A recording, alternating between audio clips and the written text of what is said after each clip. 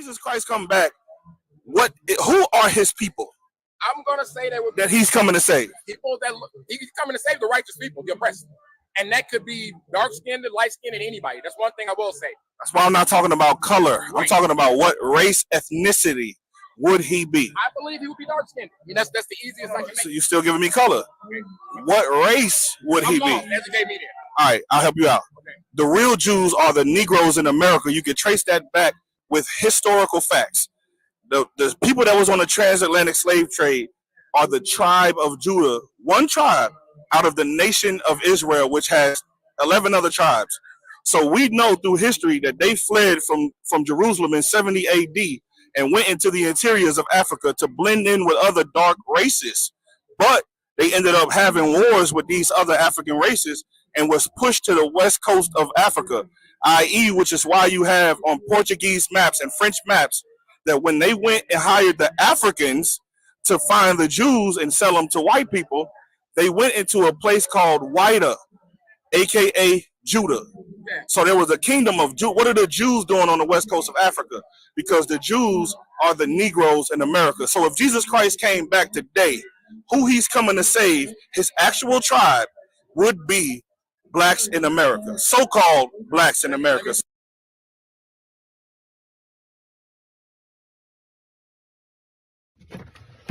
Listen, man, I see why Russia labeled the LGBT community as an extremist group. J. Cole just dropped an album, and as he's battling Kendrick Lamar in a little battle rap, which first of all, it wasn't even that hard, he makes reference and say that Kendrick Lamar giving off trans. Now, what's the difference between saying he giving off trans and calling him a bitch or something like that?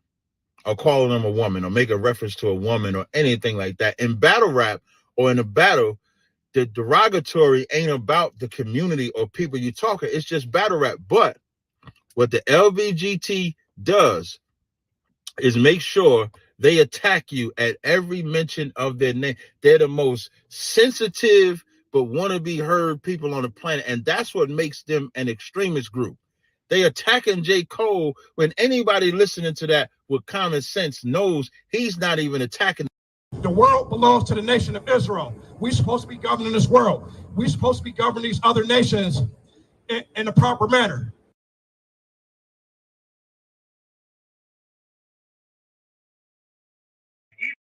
Even when Moses came to get the children of Israel, right? Came to get the children of Israel, he still had to tell them, God is going to build you a place flowing with milk and honey.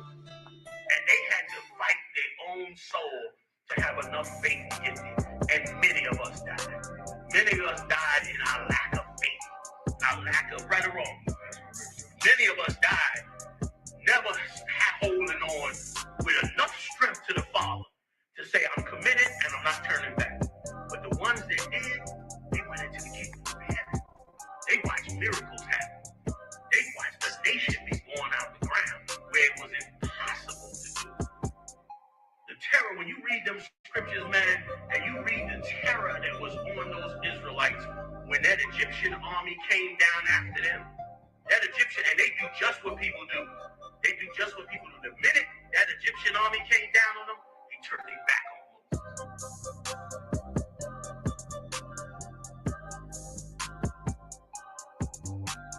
Yo, it's Captain DeBar Mouth out here at the Juneteenth celebration here in Milwaukee, Wisconsin. As you can see, there's a lot going on out here. They got artists and everything like that performing.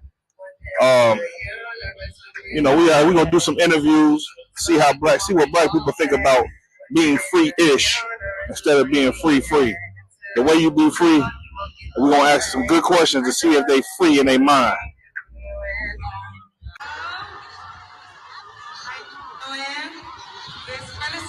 Y'all already know what's going on. I don't know what was going on earlier, but I'm here to bring a little bit of spiritual energy in me.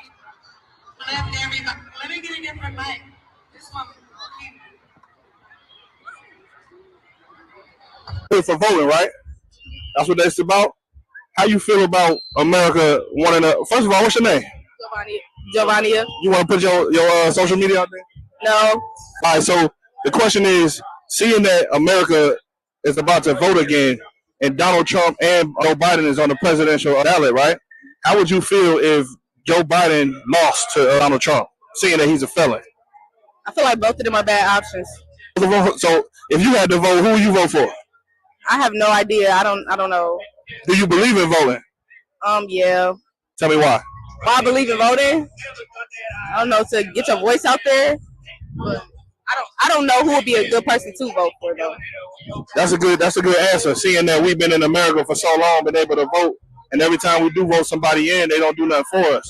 So how you feel about Donald Trump? Obama, when he got in, what you think he did for us as a people? I don't know. I was young at that time, but a lot of people talk about it and they say he wasn't that good, but it was because he was black that he was getting a lot of love. Okay. One more thing. Did you realize the connection between Juneteenth and them wanting to use that as a way to make us vote? Like, you repeat the question? Did you realize how they use Juneteenth to make us come out here and try to urge us to vote? Yeah, I see the connection now. All presidents do us like that, don't they? Okay, good stuff. I appreciate it. Thank you.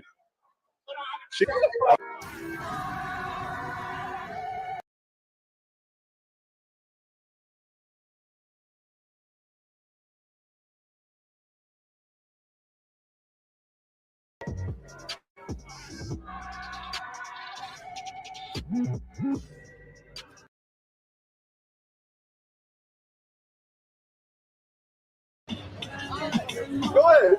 Don't be nervous. I'm a human being. What are you advocating for? We teach that the people on this side are the real Jews and Israelites of the Bible. We're the Jews of antiquity.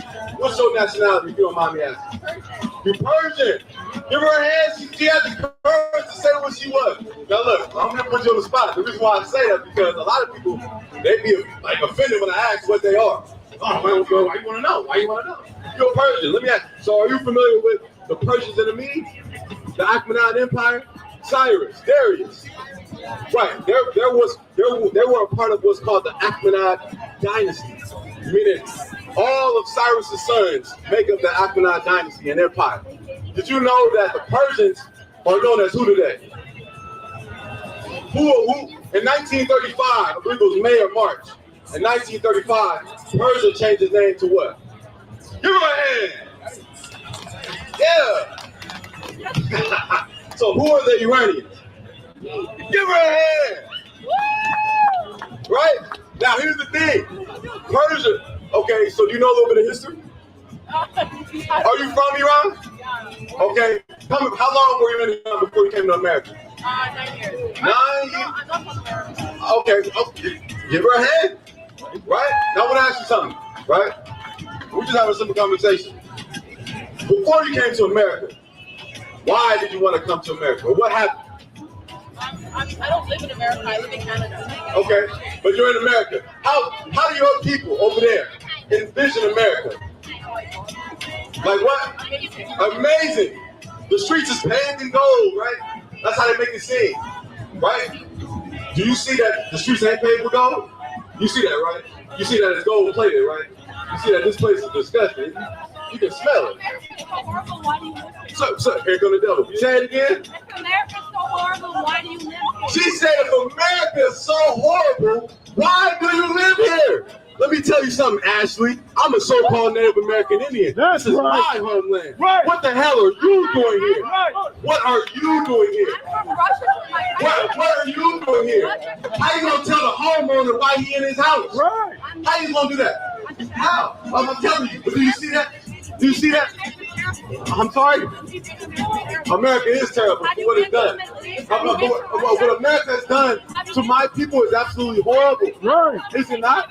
Is it not? I don't celebrate Thanksgiving because I don't drink beer. Okay, give her a hand. That's amazing. You shouldn't. I wouldn't celebrate the death of 77 million Native American Indians, but guess what? America does. Do they not? Do they not advertise all in your supermarkets? Thanksgiving, grab you a turkey. Go ahead. So do you agree with what's happening in Palestine? What's happening in Palestine? How they getting bombed?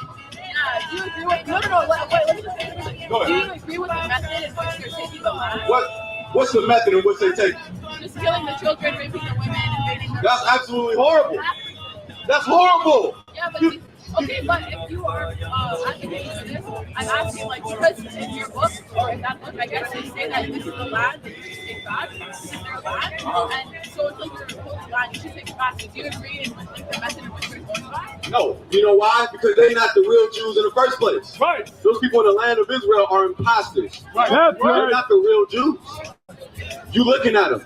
That's You're looking at, you came all the way from Iran, and God showed you a real Jew. Right. And guess what?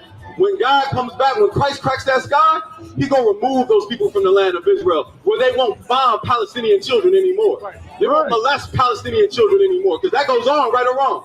But guess what? How do you feel about that? How do you feel about how they treated your people? It's angry, right? We can feel that way too. Native Americans can feel that way. Black people can feel that way. You feel me? We talking about this transatlantic slave trade, where they used to have us on oxygen blocks, where they used to lynch us, lynch mob. The Ku Klux Klan, not even 50 years ago, would terrorize black people's homes. Break the windows, throw muzzle towels at in their front yard, right or wrong. So this is what I'm saying. All we saying is we speaking out. My people, Who are your people? I'm sorry. Okay. My people were sex slaves by Turkey, and in the Middle East. My people did not American white. We didn't participate. We didn't participate in the whole slave trade or anywhere. I got you. We were slaves ourselves. I got you. Who enslaved you? Middle East. Other white people, right? Other white people. Germanic here. You know what I'm saying? Other forms of Caucasian. Here's the thing, though. Actually, who started the African slave trade was Spain. Yeah, white people. And Spain they're is not only white, they don't consider Spain, because they're white people. You seem educated. You know that they white people. They don't like being called white by other white people. Yeah, that's fine. I don't like being murdered either. Right. I don't like being colonized and assimilated into American culture. You understand that, right? The boats that they put the slaves on were Jewish homes. Absolutely they was. Right. Yeah, they was. Give her a hand. She said the fake Jews. Let me ask you a question. Who are the real Jews? I don't know. Oh, damn, you almost had it. You were supposed to ride the momentum. Everybody says it's No, they don't. No, they say they Sephardic. The word Sephardic ain't even in the Bible. Ain't no. Yeah, I mean that's fine. I mean you white. I don't expect white people to believe in the Bible. Right. But your top historians and archaeologists, they do believe in that Bible. Right. They was on the sun. They know. What's your nationality? From Israel. You're from boy. She's from Israel. Are you Jewish? Absolutely yes. Say that one more time. Absolutely yes. So rudely yes. Absolutely yes. Absolutely yes. Are you visiting America? No, I live here. Oh, she live here. I did military and then I came. I got you. Now let me ask you this. Give me Jeremiah. Well, both that too. So you believe the Bible or the No, Torah? I don't want to have this conversation. I just watch, Okay, that's fine. But this is what we teach. We teach that the people in the land of Israel are not the real Jews of antiquity. The people in Israel are not the real Jews. They're not the real Jews. Believe me, we don't need you to teach us this thing. Believe me, we will be without you. We will be okay. Say that one more time. We will be okay without you also. I promise you. Oh yeah. I mean, Earth is gonna be okay without you too. We don't need you. That's right. Ain't gonna go extinct no more without you. The air is gonna be clean without you. We're gonna go to our nearest rivers and drink from it. But we can't do that. Why? Because of you. Right. Because of your people. Right. So I mean, we're gonna be fine without y'all. And you're not a real Jew. Right. That's not Hallelujah, Hootie. You know.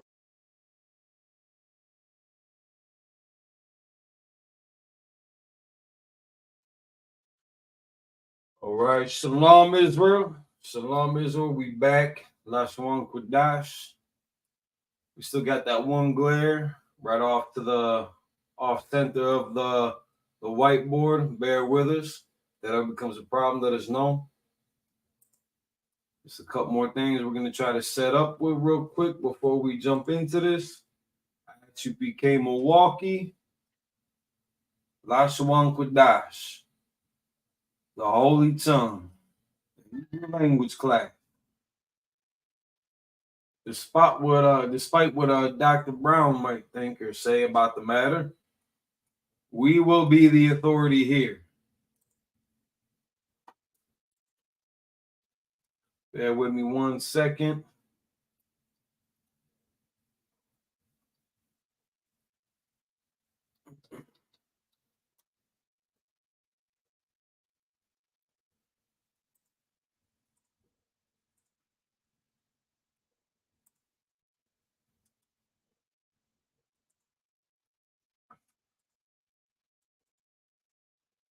Hey, Shalom Nazam Anah.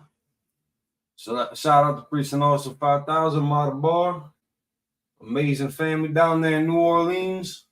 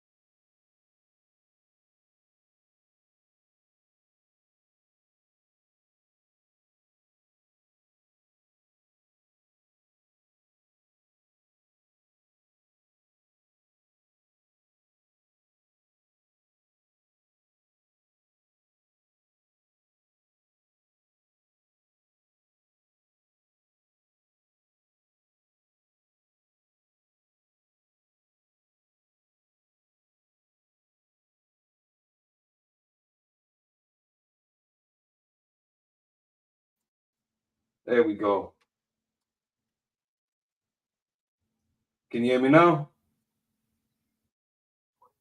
All right, what?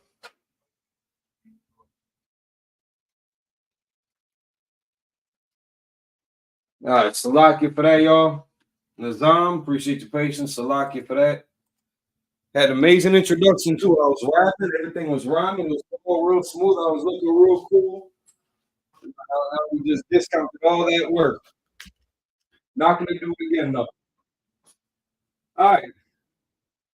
So let's start off with Salam. Y'all send me some of the thumb to the brothers. Y'all Samar, I thought about send me outside to the sisters. Priest and for 1,000 among the bar. I actually became Milwaukee last one with us. So just a quick recap on how the setup goes before we get to the lesson. We're gonna be going into Psalms 121.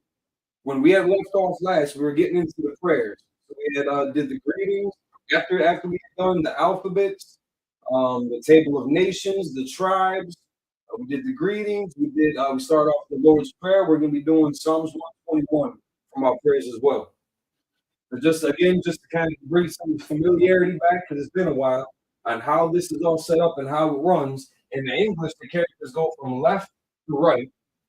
But in Hebrew, we read and write it from the right to the left. So in the English, phonetically, you're going to see it spelled and sound out like this. La SHAWAN QADASH. La SHAWAN QADASH. You're going to see how the La SHAWAN is one word in this case. The La is independent. The Sha is independent.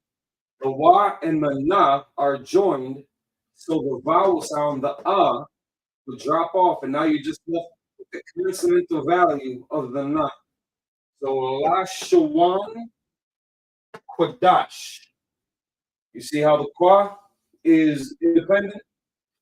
The Da and the Sha are connected.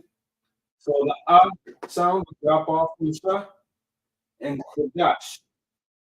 So La SHAWAN QADASH in the Paleo Hebrew. We're also going to write it in the Assyrian.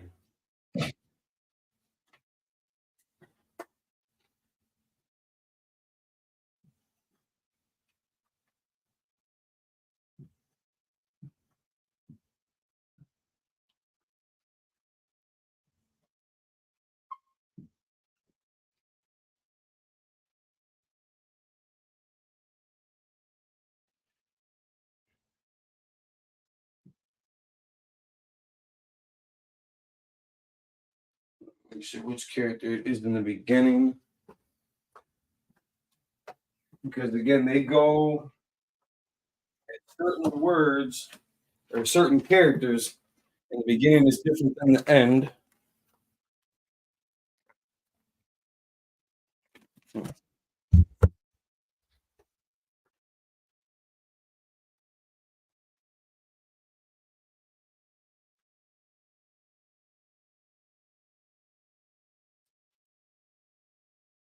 Grab this sheet real quick.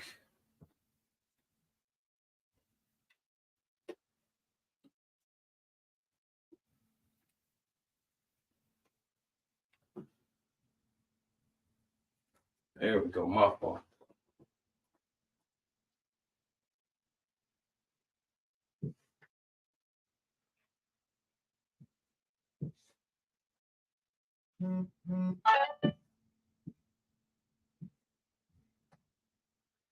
Now, everybody's penmanship is going to be a little bit different.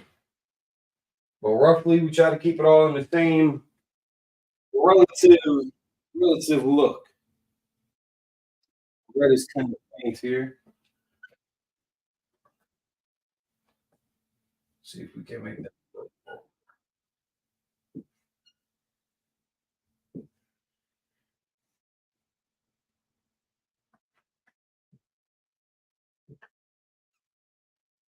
That's better.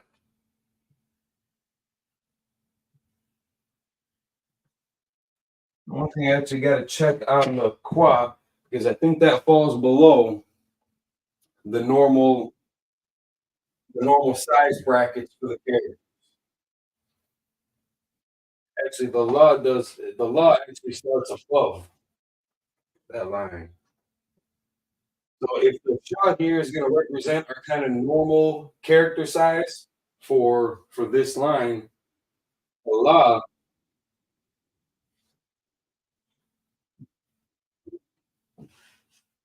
lose energy.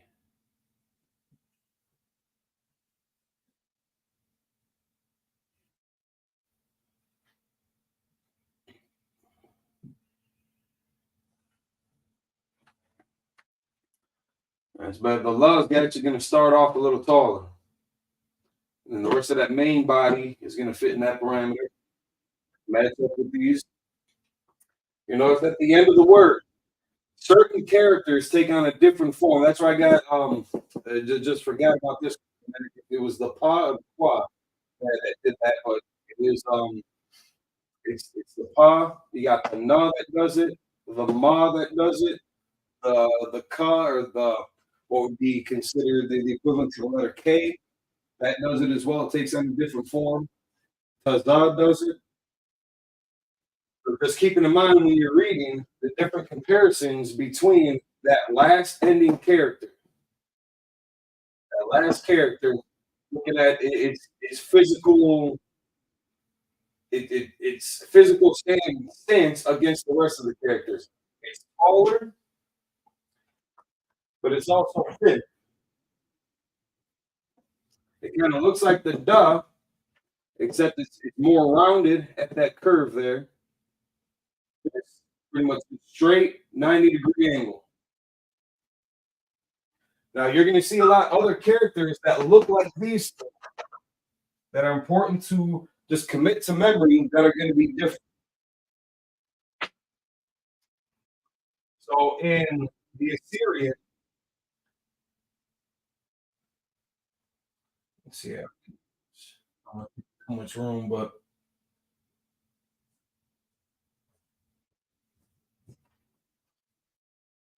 it's like right on the border of that glare.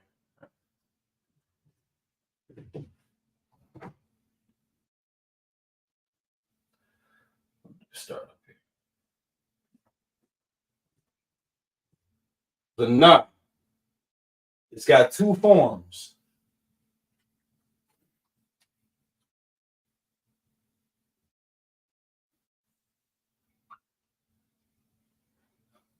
Oh. It's normally gonna be a little more crisp. The top is gonna be more curved. The bottom is gonna be more crisp. Now you're gonna say, well, that doesn't look crazy too much like this one. It's not so much this form of it because in the beginning or in the middle of the word, the na is going to take on this form. At the end of the word, though, and if you can see that, it's got a thin profile, but it stands taller than the rest of the other characters that are going to be around it. It does take on that look. Now, in comparison to the da,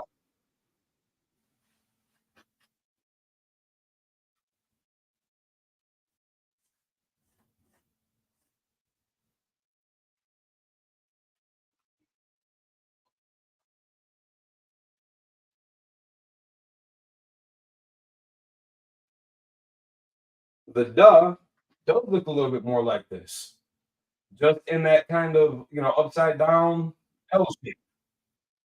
But again, this is going to be more rolled over, more curved, a softer corner there, whereas this one is going to be sharp, pretty much a 90-degree angle there. Now you're also going to see that run-in problem with the rock. And again, you're going to notice the height difference between the two. The knot at the end of it, it's always going to drop below. And it's going to be wider than the rest of the characters, or than these two, I should say. The rod is going to be very similar.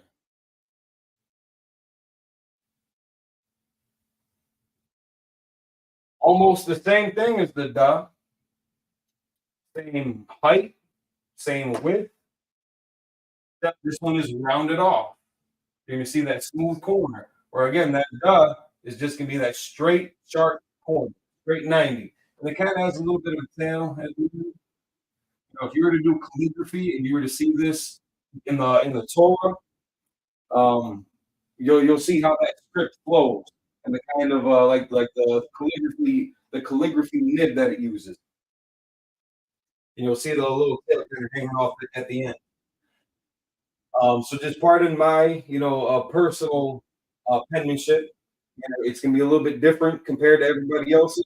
Generally, we try to, with the repetition, we can keep it all relatively close to one another. Now, the other one that you're gonna run into, I'm gonna erase this one now, is the ka. Ka. That's gonna be another one that a lot of people run into. It's pretty much the same thing as the raw, just taller now. You can see how that tail, I don't know if any of those dashes showed up. You can see how that tail drops below that relative line that would match the rest of the normal character height. And then it's going to have that same width as pretty much the other characters. So the Nas are going to be automatically a little bit thinner. They're going to have a slimmer profile than the rest of the characters around. Whereas everything else, the Shah is going to be maybe a little bit wider. But generally, these are all going to be about the same width, same height. Until you start running in some of those characters that change form at the end of the word, or like the la that starts off higher. But I also think the qua does fall below. Let me take a look at it real quick. At our Tanakh.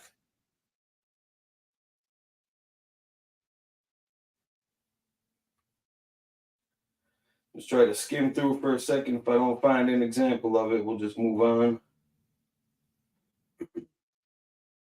Oh, there it is.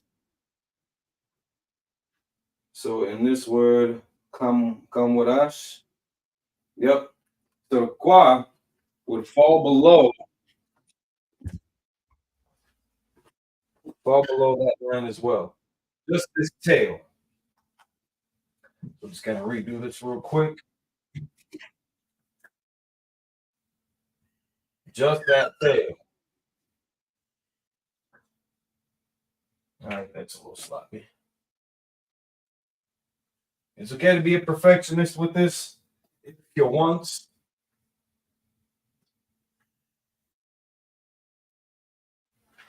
So this other main part that kind of looks like the number 2, that's going to hold about the same size as the rest of the characters. But that first leg, that tail, that is going to drop below the line. So here we have it in the English, written out with English characters to give you the phonetic sound with SHAWAN QADASH.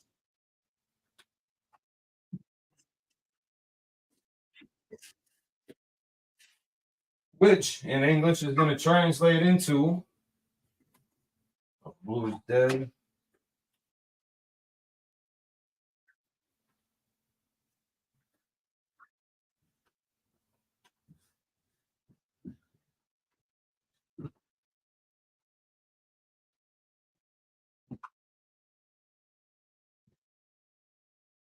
The holy tongue.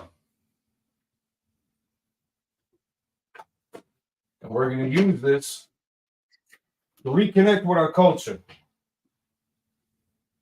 We break this part. Again, this is just to give you kind of a refresher. In the Assyrian, we don't have these connectors like that. We mainly use that to focus on the setup for the paleo. But in Yiddish, you're going to see all the little dots and dashes and asterisks and accessories, if you will, to go with this script that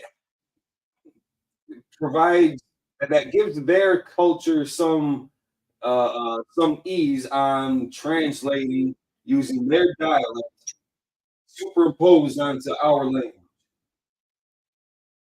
So if you'd like to write this down, I'll leave it up there for another second or two. Otherwise, that would just kind of be a refresher on direction, connection, and some things to look for. It might throw you off or get you confused with other characters.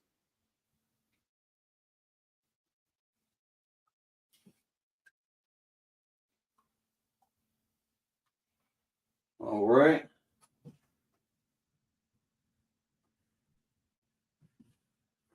So now one thing I like to use is the Blue Letter Bible.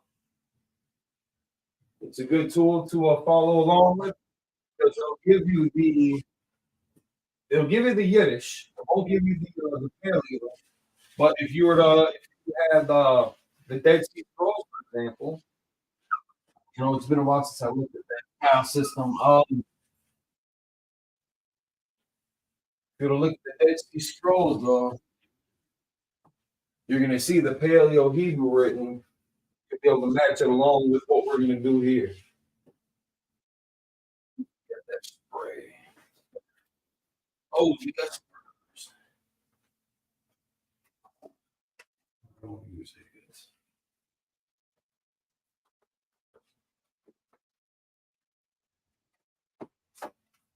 These guys. Let's see if these do any better.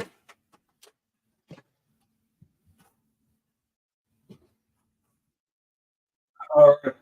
So if everybody wants to get Psalms 121, King James, we rock with the King James Version Bible from the Hebrew and from the Greek to the English.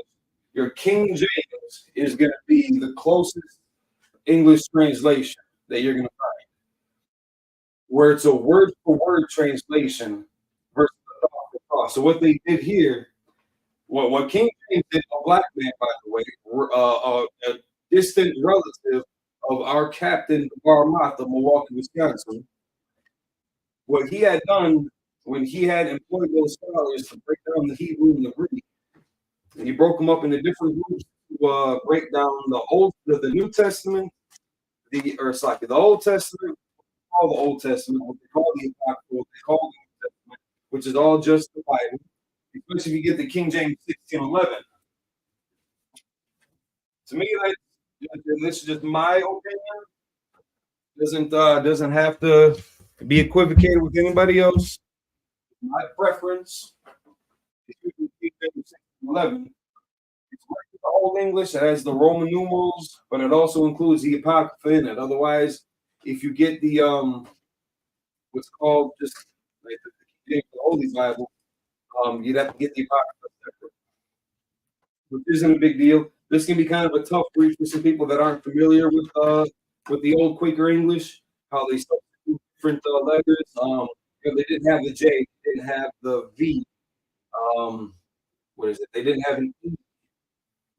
Was it? Oh, the E was in there. Of course, the E was in there. Yeah, I think those are there's a few letters that they didn't have back then that we see substituted. So instead of J, you're going to see an I. Instead of an I, you're going to see an I. I'm trying to make too many rules like that. Sorry. We're going to get Psalms 121.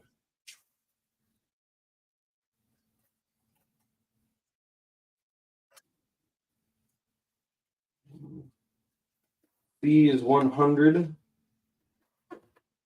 The Roman numeral.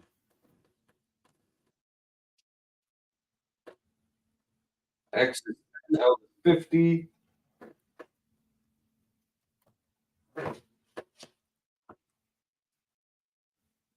And of course, just like the straight I's are 1s, the V is 5. So it's 8 verses. So Psalms 121 is 8 verses. I'm going to write these out.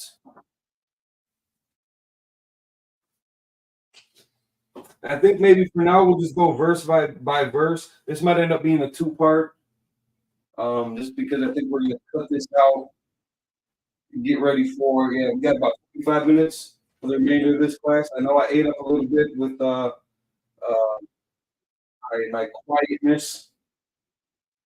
We're gonna end this at about 8 o'clock so we can jump into the Sabbath service this evening. So this might end up being a two-parter. So here we have nice and dark. There we go.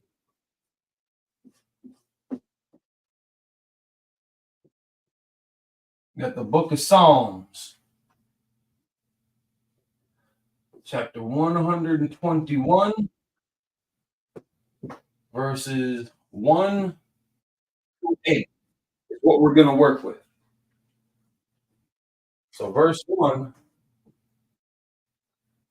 read, and during this portion when we're studying the scriptures like this, men, brothers, you are expected to have your head uncovered, to your crown open, even if you see us with our war scars or the tams or the bands, you're going to see that opening up top exposed. You know what I'm saying? And so for the sisters, you want to make sure that you have your head covered. I don't believe your weave counts. So if you just think you just slap on the wig, I don't know about that. Ask your husband, ask the teacher. But I throw dish stuff. Well, I ain't gonna. Yeah. So verse 1.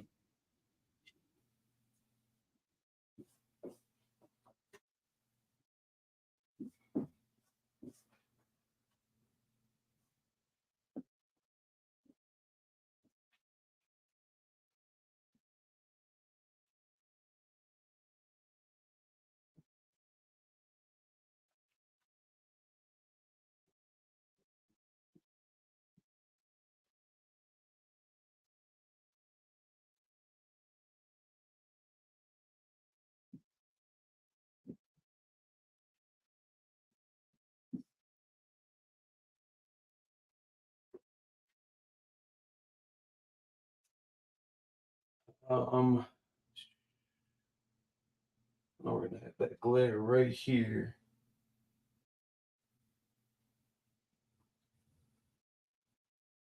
What's that?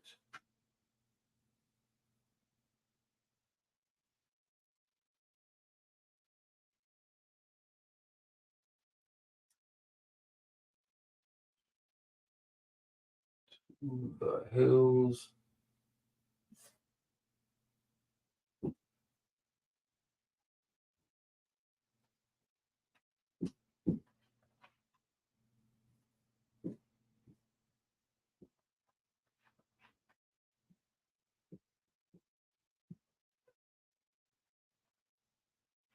Whence cometh my help?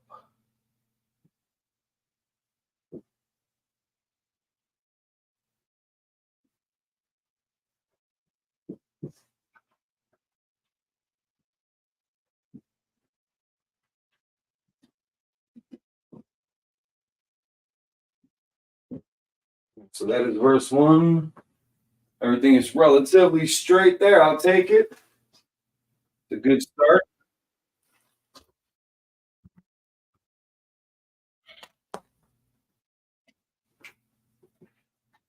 And then we're gonna do this in the Paleo Hebrew and in the almost top.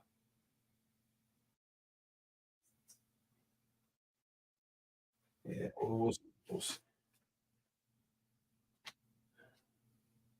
I just don't want to confuse anybody with, again, the flow of how it's written out.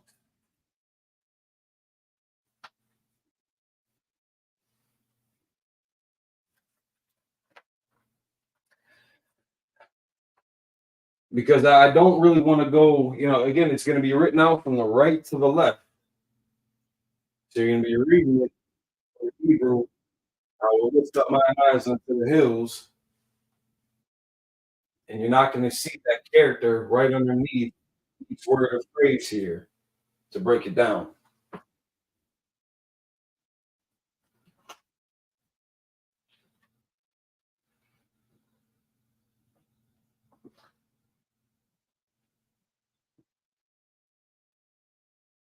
You know, that's the better way to do it. My fault.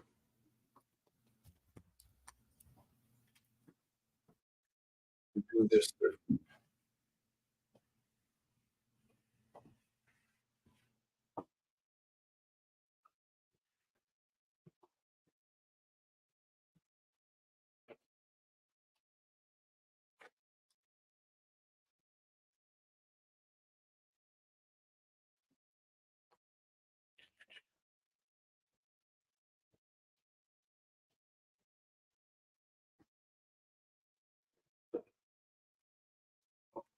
Almost did it again right there. So I'm gonna write it out in the paleo here. Really.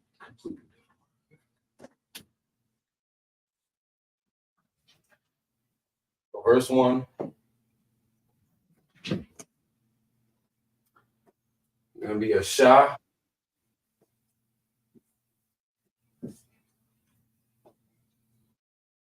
Let's make this. Make it a little bigger.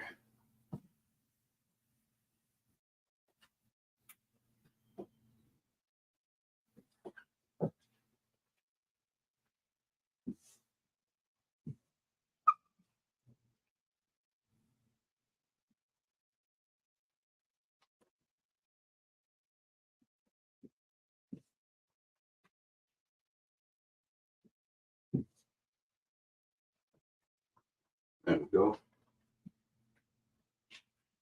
A SHA, a yunya. And again, I use these little dots just to represent different words.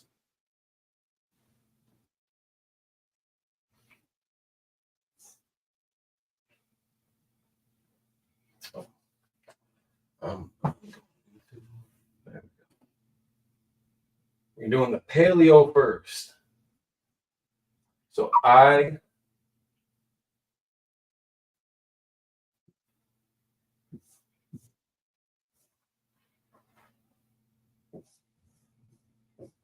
Ayanya, Ahaharium,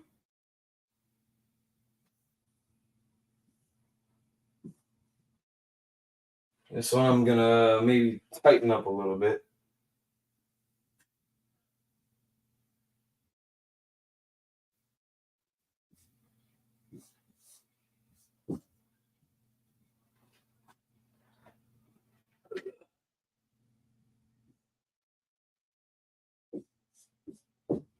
Yeah, we lost room. All right, let me squeeze this together. I think with such a board like this, we would have had we'd never run out of room. Of course, that's not the case.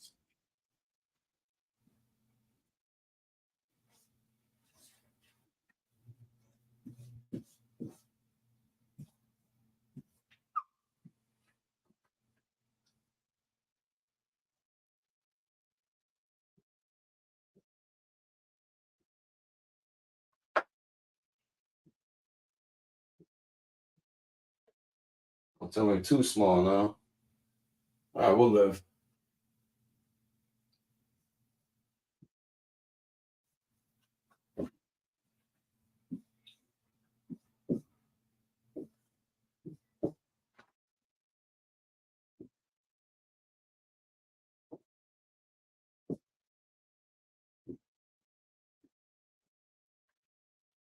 Ahaharium, these are all the same.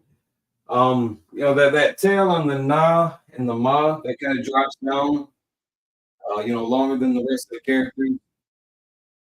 Just the way that I write, I guess I exaggerate maybe a little bit more separation between these two. Again, your own penmanship aside, we all write pretty much look the same here.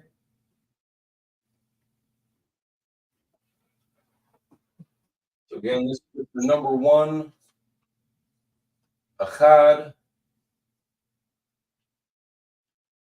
one. So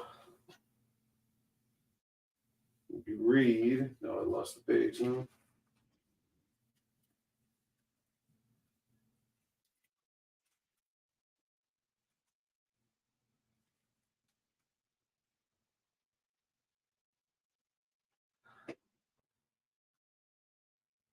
So we have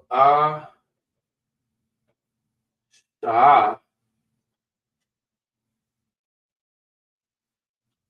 Yun, Ya, Al, Ahar, Yam. So again, the upside down curve that looks like a frown signifies that it stands independent. It gets pronounced independently. The smiling curve, the upside right one, lets you know that the first and the second character is connected. Starts off from the right to the left. So the vowel sound of the second character drops off, and you're left with the consonantal value. So al. You might see this written sometimes. But each character is going to be separate, and you'll pronounce that Allah. But then a lot of times you'll see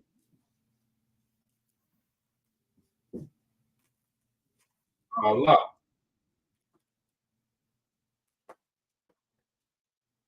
So again, just the more practice and experience that you get, the easier it's gonna to be able to transition.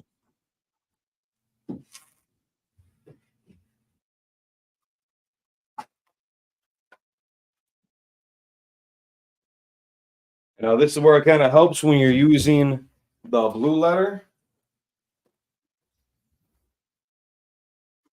You can see certain parts that are kind of clumped together and expressed together in a phrase versus just independently, word for word.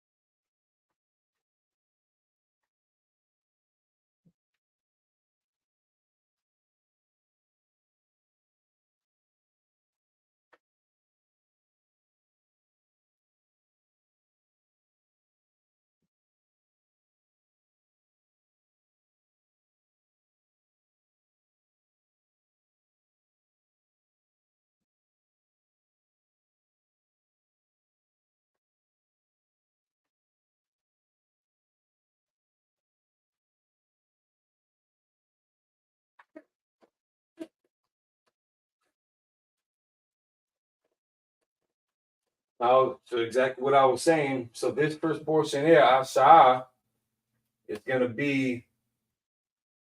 I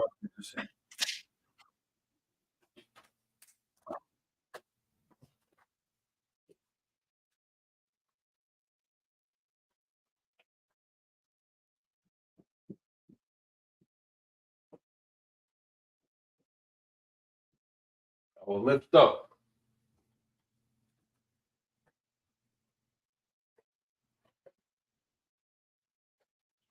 Now, in Hebrew, the word ayan, it means I. The character I means I.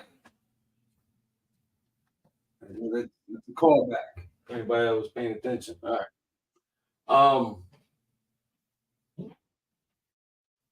It's literally an I drawn. And then the word ayan means I. So now ayan ya, when you throw the ya at the end of it, this is gonna turn this into a possessive. So ayan ya, so I will lift up mine eyes.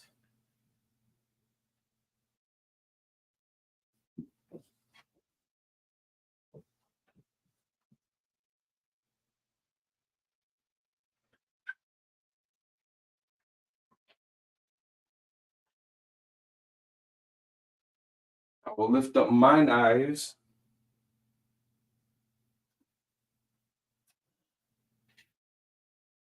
Oh, we should be all right. Now this al can be used for a number of different things. It depends on the context, how you want to apply it. it's not. It's how would I say it? I don't want to skip too far ahead. But the way that you can play around with the language, the context that you want to use is gonna help structure that sentence. So in this case, that all is gonna be unto. It doesn't always have to mean unto,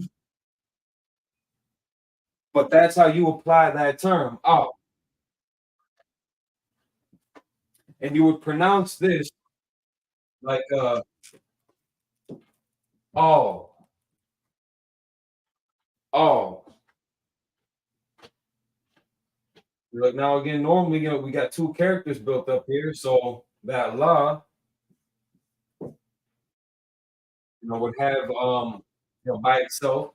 We would by itself, if we were to write it out with the English characters to give the phonetic pronunciation of it, you would include the L and the A. When it's connected like this, it's that vowel that vowel sound that drops off, and you're just left with the consonantal value of that character. So Haharium. So now maybe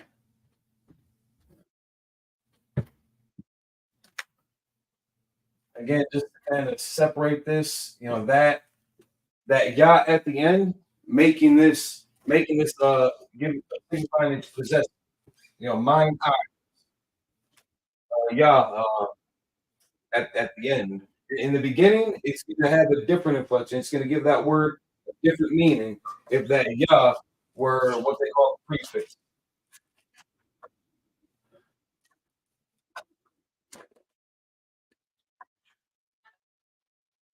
Or pronoun, I guess maybe be the more accurate way to apply it.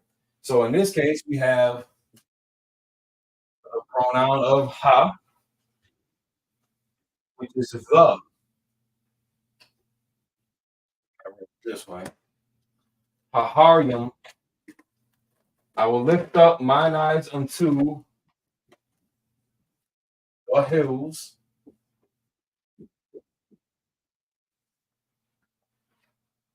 That ha at the beginning of the word, to let you know it's all about the. That ha, which is only by itself. Well, normally it's not going to be by itself. So again, I don't want to skip too far ahead, but normally, like, you're not going to see just ha by itself in the middle of a page. It's always going to be connected to a word. And just like ya, if we want to make it possessive. Or again, like at the end of it, in the beginning of it, it's going to stand for is it like you or him? So like you're not going to just see. Just for example, if I were to put on the beginning of this word, ya ayan, is how you would see it. You're not going to see a whole separate word, ya, and then a separate word ayan, talking about like his eyes. You're going to see that ya connected to the beginning of it or to the end of it. If it's given that inflection, if it's given it a pronoun or a prefix, or if it's given it a suffix, or making it a possessive. So you're never going to see just the aha just straggle about for no reason, unattached to anything. You're always going to see it connected to the word, the topic that it's talking about, which in this case is the hills. I will lift up mine eyes unto the hills. Asha ayanya ahaharian. I will lift up mine eyes, ayanya, al unto. You have that little dash there, just kind of again, just to kind of attach it to, because you can see all. Yeah, you can see all separated by itself.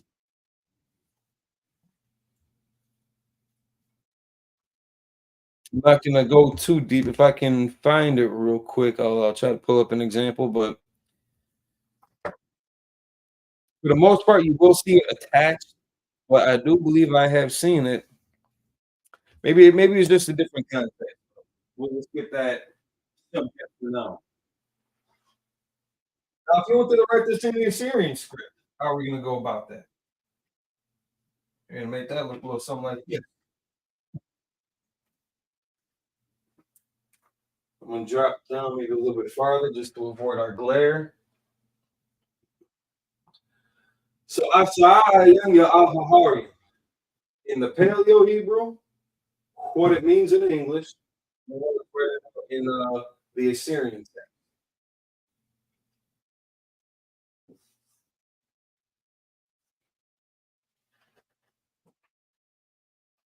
Everybody's penmanship is different. Like if you've ever done like graffiti or calligraphy, you might be a little more artistic about things. I don't want to go too far outside of the norm that people can't, and all of a sudden, somebody else's looks like cave drawings.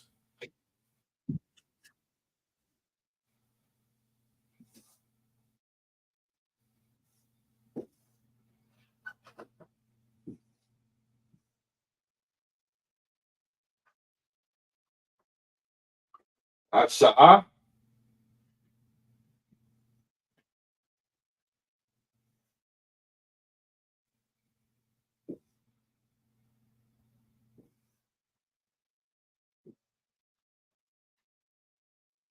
Ayanya.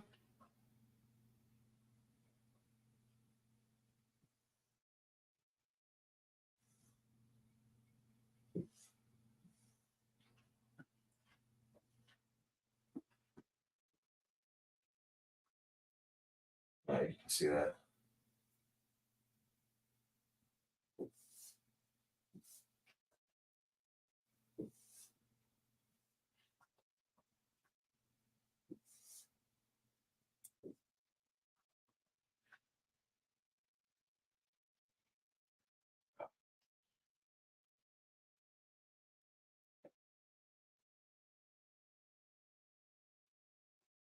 Al-Hahari.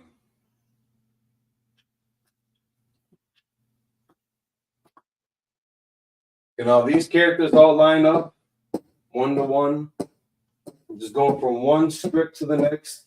You're not familiar with the Paleo or with the Assyrian. That Yah it looks damn near just like an apostrophe. It can be hard to miss when you're reading the actual text. It can be kind of easy to cross over and skip. And a lot of people actually use this a lot with the character Wa. With the Wa.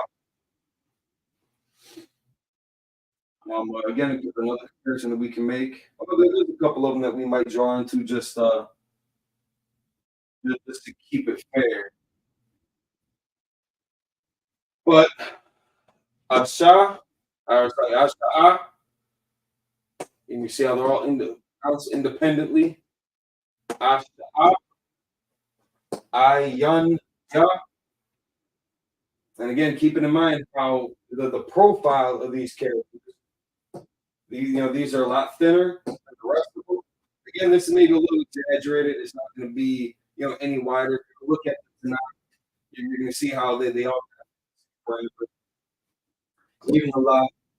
It's not really going to have being, I guess, nitpicky about it. It's not going to have a very thin profile. It's going to fit the rest of it. It's just going to be that tail, that starting leg at the top. It's just going to be taller than the rest of the characters. Haharian.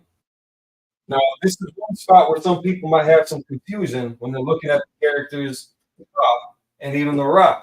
You can see it starts off the same, except the Ha has that leg break, that added leg. The Ra ain't got that. All you'd have to do to make them the same, just drop them in there. Add a leg, throw one on, or take one off. Whatever your preference is, Pepsi or Coke. Those two ones. Yeah. Oh, that's another thing I didn't I forgot to, I guess it just glossed over. Yum. At the end of a word, when you see yum connected, it's always going to be connected together. If you ever see it independent of each other, that's going to be a different meaning. That's going to have a different context, different definition behind that word. But you're pretty much always going to see a Shalom Rapah, brethren. See y'all for Sabbath service. You're always going to see the young connected. The Yah and the Mud is always going to be connected when you're giving something plural, when you're making something plural. If it were just one hill, it should just be hard. Let's just make sure. So used to seeing, that together. I don't think I've ever seen just one hill. Never seen one hill that looks so scary outside of Chicago. Mount Trashmore, if you can believe the name. I knows what I'm talking about. If I remembers that guy. Let's just open up another one real quick.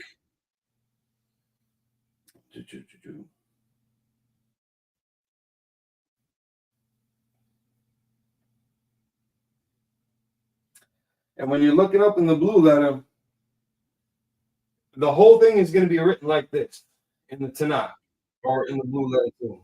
The Old Testament and the New Testament. If they have the Apocrypha, well, yeah, they got the Apocrypha in the blue letter. You can find that too.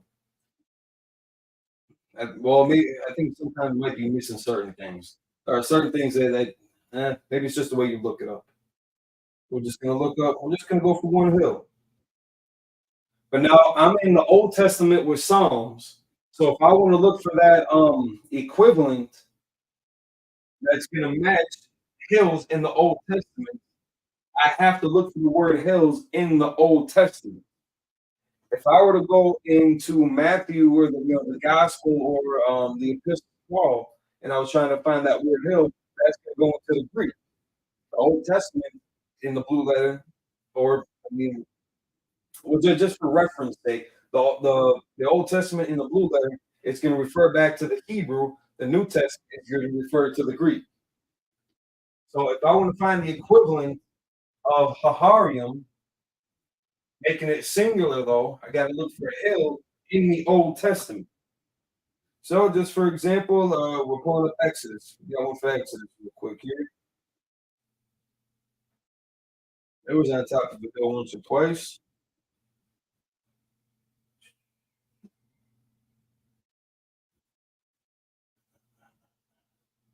All right, it's a different word. But it also has of the connected to it. So you can narrow this down a little bit.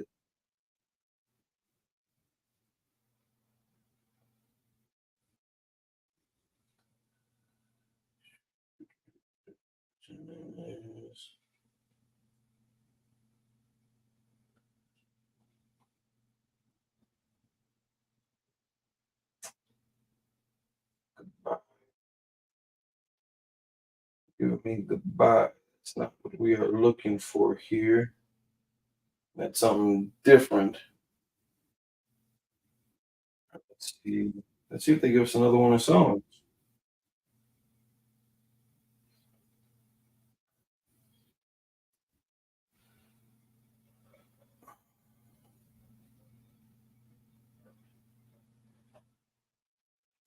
And just keeping that in mind, the yum at the end of the yum at the end of the word gives it a plural. Yeah, there we go. So if, for example, I'm pulling up Psalm chapter 2, verse 6. Psalm chapter 2, verse 6. And at the end of it, it reads, it's going to have two words connected, QADASH and Claw. It's going to read upon my holy hill. So my holy hill, if you were to look at the actual phrase itself, okay, not too bad. So if you look at it right here, Har, and it's connected to QADASH. So Har QADASH, holy hill. So if we're going to go back to this word now, the focus is perfect. Hahar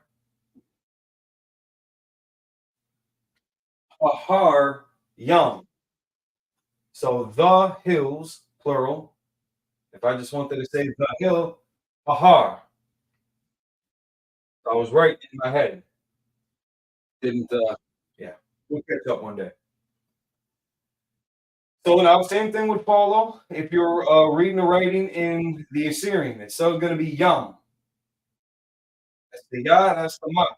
Now, at the end of the word, this is one of those characters that takes on a different form. In the beginning or in the middle of the word, same height, same width, you're going to see something that looks more akin to this. Probably have to be a little bit more square.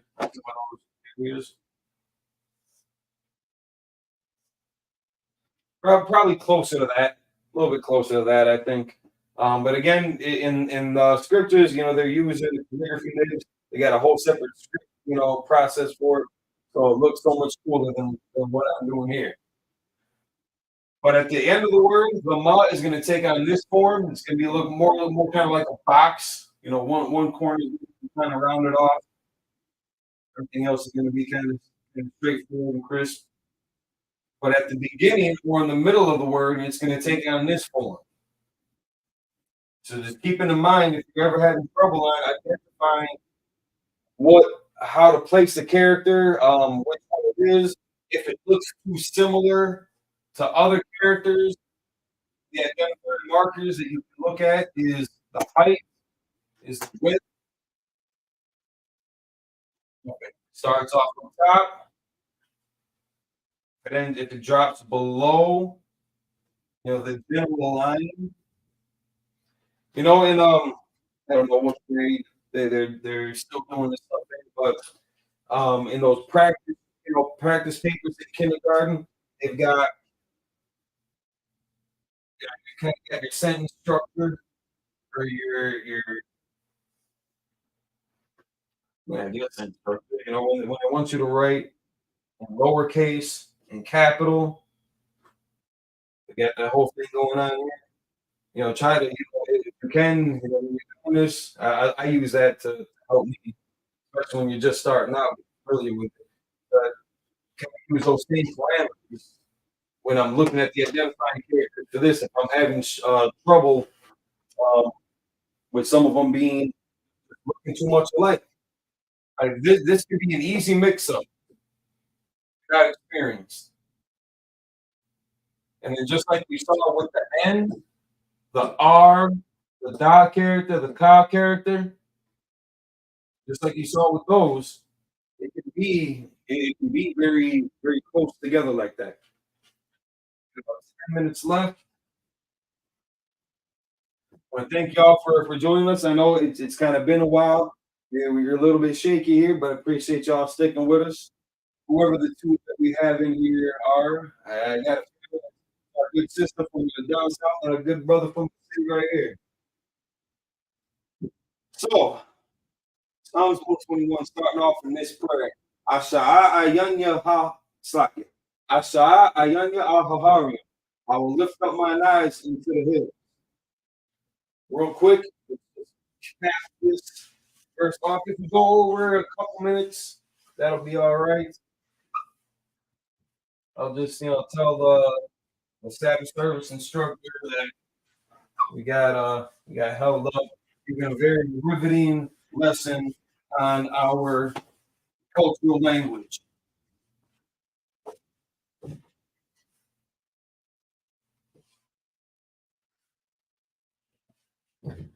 So we got Asha Ayanya Ahaharium. I will lift up mine eyes.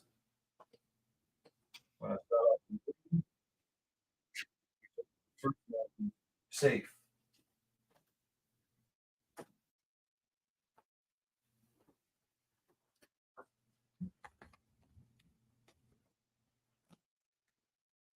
That's not what it was.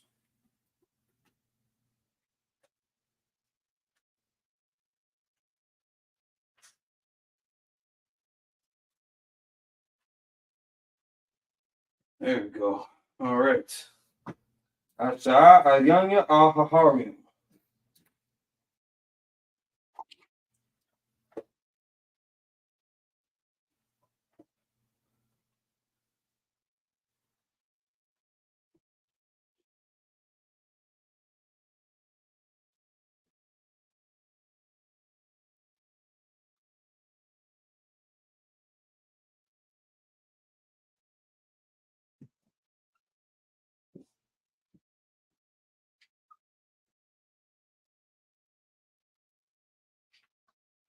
Mayan.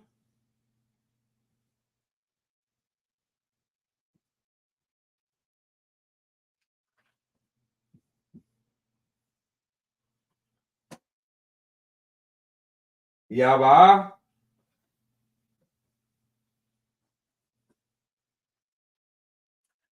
Azaria.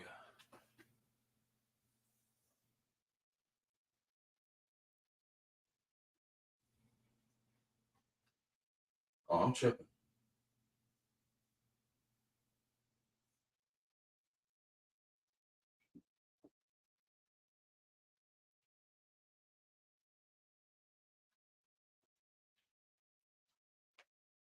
Like it almost might look shocking.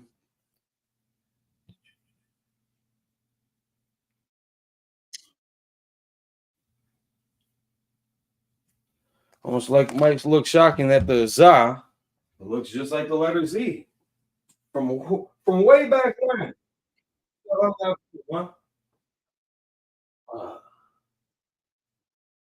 Yan Yaba. These are descendants. Azaria. Zar is connected. Yeah. So the I is going to drop off the right here. Zar. Azaria.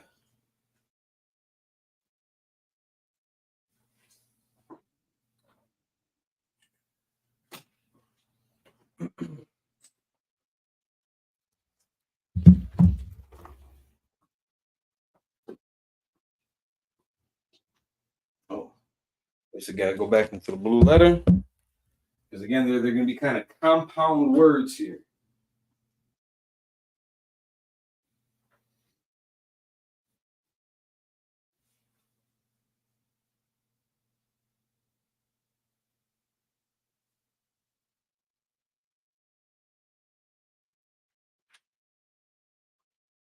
Mayan, from whence?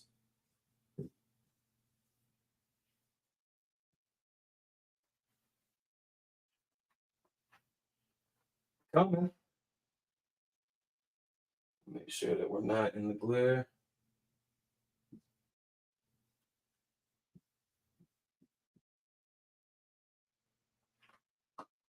My help. Again, that ya at the end, making it possessive. So Izar by itself would be help. Gonna kind of, show that separation.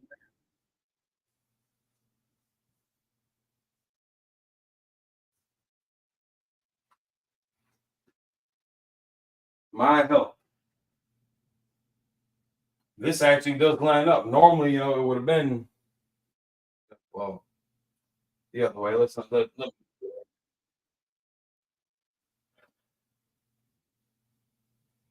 up mine eyes into the hills. From whence cometh my help? Let's write this out in the real quick.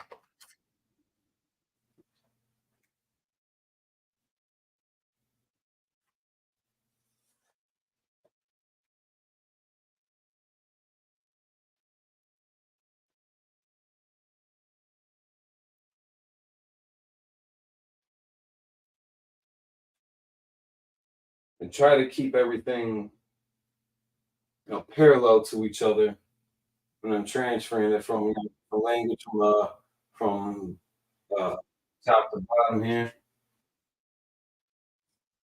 So it's an easier read.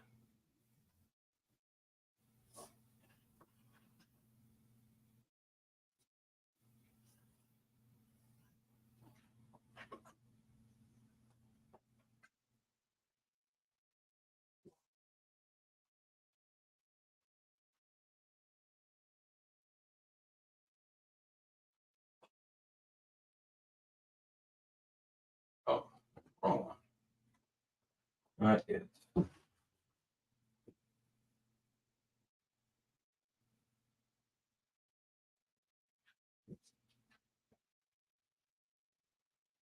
My shadow out of the way.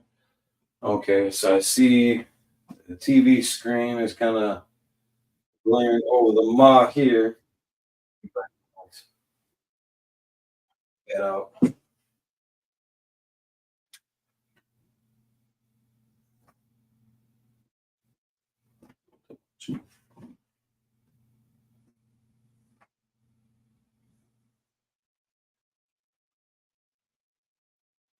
It's any better? I think it's, well, maybe my shadow will help. Throw my face over for a second there. Again, if you remember from just a minute ago when I was going over the different forms, how, no, I don't want to redo that. How the character, the mom, gets represented in the beginning or in the end of the word, or beginning and middle versus the end of the word, the form that it takes on. So in the beginning and middle, the ma is going to look more like this. At the end,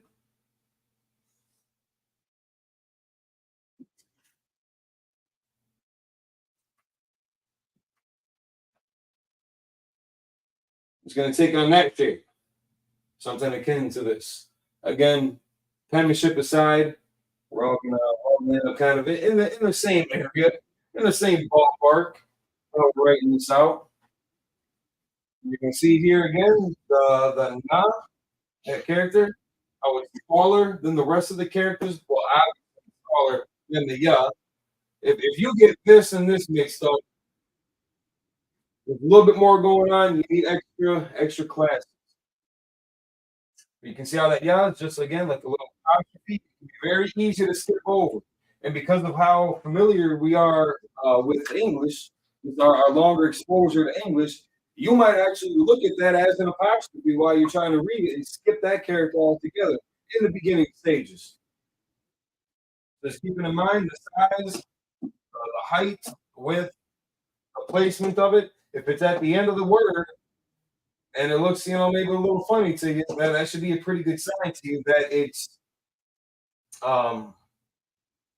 just the other form. It's just the other form. Because you're never going to see this in the beginning or the middle of the word. You're never going to see this in the beginning or the middle. It's always going to be at the end. Only certain characters take those characteristics on. Nevertheless, that's something to watch out for. If you were to see this instead, if you were to see this one instead of this, somebody messed up. So we have Mayan, Yaba'a, Azaria. Asha'a, Ayan, Ya'aharian, Mayan, Yaba'a, Azaria. I will lift up mine eyes into the hills, from whence my help. In the English, in the Hebrew, in the Paleo, in the Assyrian, this is how we come back home.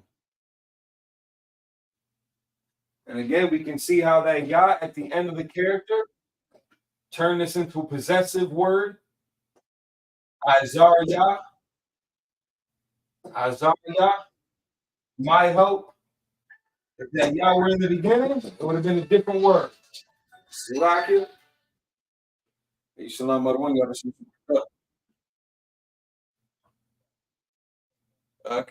just finishing up last one QADASH class real quick. Can I call you back in like a couple minutes?